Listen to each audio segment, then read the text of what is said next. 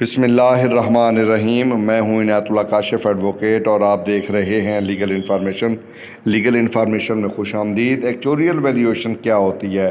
کس قانون کے تحت ہوتی ہے اور اس میں کیا کیا کیا جاتا ہے اور پینشن کے ساتھ اس کا کیا تعلق ہے، اور پینشن کے حوالے سے یہ لازمی شے کیا ہے ایکچوریل ویلیویشن، اور یہ کب کب کی جاتی ہے، اس کا عرصہ کتنا ہے، اس کا دورانیہ کتنا ہے، اس کو کیسے کیا جاتا ہے، یہ تمام تر تفصیلات آج کی اس ویڈیو میں۔ اس سے پہلے کہ میں اپنے موضوع کی جانب بڑھوں، آپ تمام احباب سے استدعا کہ چینل کو سبسکرائب، پیج کو فالو کر لیں، بیل آئیکن کو پریس کر دیں، ویڈیو کو شیئر کر دیں تاکہ یہ جو ویڈیو ہے ہر اس شخص تک پہنچ سکے جو پینشن لیتا ہے یا پینشن لینے کی خواہش رکھتا ہے۔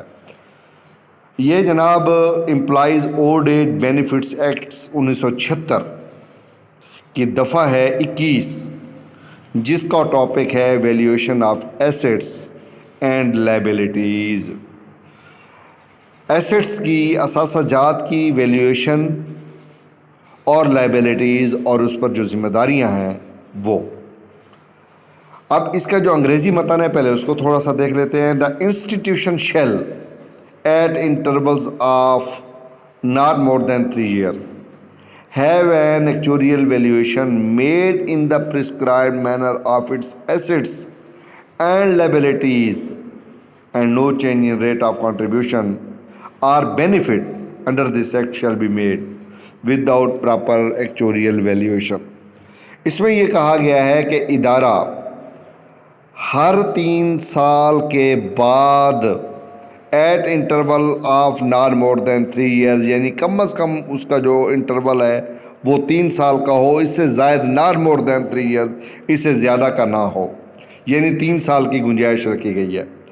ہیو این ایکچوریل ویلیویشن کی جائے گی، میڈ کی جائے گی ان دا پرسکرائبڈ مینر، ایک مخصوص طریقہ کار کے مطابق، آف اس ایسٹس، ادارے کے ایسٹس کی، اینڈ لائبلٹیز اور ذمہ داریوں کی۔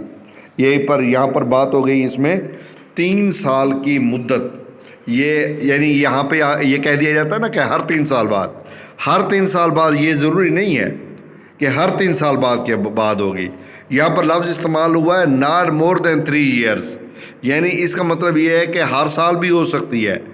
3 سال تک ہو سکتی ہے۔ اگر 3 سال تک نہ کروائی جائے تو کوئی بات نہیں، 3 سال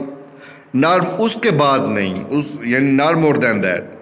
تو اب 3 سال کا عرصہ ہو گیا، 1 سال میں بھی ہو سکتی ہے، 2 سال میں بھی ہو سکتی ہے، 3 سال میں بھی ہو سکتی ہے، لیکن 3 سال سے زیادہ ڈیلے نہیں کیا جا سکتا، آپ یوں سمجھ لیں آپ۔ اور اس کی شرط کیا ہے، کیا ہوگا اس میں؟ تمام جو ایسٹس ہیں ان کی ویلیویشن کی جائے گی، اور جو ادارے کے ذمے لائبلٹیز ہیں ان کا تعین کیا جائے گا، ان کی ویلیویشن کی جائے گی، اور اس کے بعد ہوگا کہ no change in the rate of contribution کے ریٹ میں کسی قسم کی کوئی تبدیلی نہیں کی جائے گی، اور بینیفٹ، اور نہ ہی بینیفٹ کے ریٹ میں کسی قسم کی کوئی تبدیلی کی جائے گی۔ فقرہ سمجھیے، no change in the rate of contribution اور بینیفٹ، یعنی نہ تو کنٹریبیوشن کے ریٹ میں چینج آئے گی اور نہ ہی بینیفٹ کے ریٹ میں کوئی چینج آئے گی، یعنی پینشن کا بڑھانا جو ہے وہ کیا ہو گیا، وہ بینیفٹ ہو گیا۔ اب کنٹریبیوشن جو آپ ادائیگی کرتے ہیں اور بینیفٹ جو آپ لیتے ہیں، یعنی دینے کے ریٹ میں بھی اور لینے کے ریٹ میں بھی کسی قسم کی کوئی چینج نہیں کی جائے گی۔ انڈر دس ایکٹ، یعنی employees old age benefits act کے تحت، شیل بی میڈ، ہاں کیا جائے گا، without proper actuarial valuation, without proper actuarial valuation کے بغیر نہ تو کنٹریبیوشن کے ریٹ میں تبدیلی کی جا سکتی ہے